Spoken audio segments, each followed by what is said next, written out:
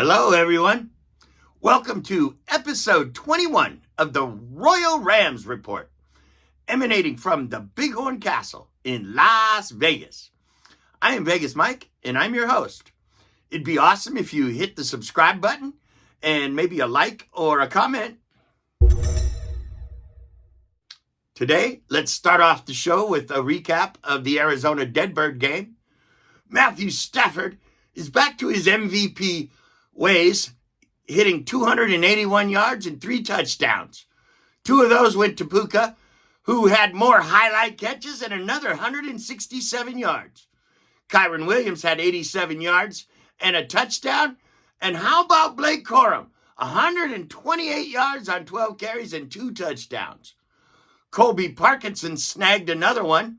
And I have to talk about the offensive line blowing up holes you could drive a truck through and keeping 9 clean. The defense was dominant all day, putting pressure on Brissett. Byron Young had another sack, taking his total to 11 for the year. And the conductor had another sack also. Nate Landman got his first pick as a Ram, leading this team to an impressive performance. Let me mention right now, because of the Rams' dominance in this game, the referee's incompetence had no direct impact on the outcome. Let's hope and pray that continues. But they did have an impact on several other games throughout the league. The Ravens game and the Monday night game are both prime examples of incompetent, pathetic refereeing. Everyone is watching, so it's magnified, the attention of the issue as they continue to be on blast. I'm getting ready to go down to the Detroit game this weekend, so I'm just going to do a real quick matchup video today. Start with quarterbacks. Matt Stafford is playing at an MVP level again. And we all know Goff is solid, but we know his limitations too. The Rams easily take this one.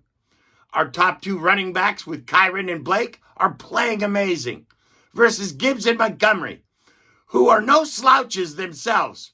I'm giving this one a push.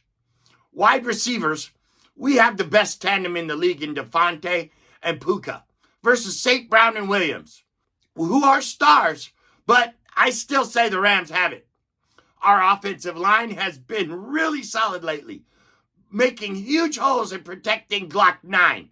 The Lions' line is typically very solid, but I still give the edge to the Rams right now. Tight end Parkinson, Davis, and Ferguson are good in both tight end rooms. Their starters are out. And I like the way ours is playing right now, so I'm giving the edge to the Rams here too. On the defensive side of the front 5 for the Rams is dominant, but the Thuggins have a strong roster there too. But again, the Rams are superior. Middle linebackers, our rising star Nate Landman and the heat-seeking missile Omar Spates versus a young Jack Campbell and Anzalone. Advantage Rams again. In the secondary, the Rams have been solid, even with Captain Q out. And the Lions have lost several starters and are struggling on their backside. The advantage goes to the Rams there. Finally, takes us to special teams, where Detroit has that kicker Bates, who is deadly from 65 yards. But we're solid with Mevis. This is closer than you would think, but the Lions get the edge on special teams. The Lions are going to be a tough team and give us a battle, but we can see the Rams are better in 7 of the 9 metrics we put out, with 1 push, and special teams being the only one the Lions actually took. I've got the Rams winning this one 34-26. Okay, it's time to wrap it up with our Memorabilia Spotlight. And today I've got a couple of old school pieces from way back. These are really kind of neat. One from the 60s, one from the 70s. I'm going to show them to you right now. It's a old school 1960s pin. It's a Booster Club pin. You can check that thing out. It's an oldie. That's from the 60s. You can see they're still in their whites and blues. That's a really neat one. And then we've got this one from the 70s. This one's neat too. It's got the old school helmet. The horns have already changed. And it's the Los Angeles Rams buttons from the 60s and 70s. These are some really neat pieces of memorabilia. All right, that wraps us up for today. I'll see. I'm going to just put out my NFC West matchup video later in the week.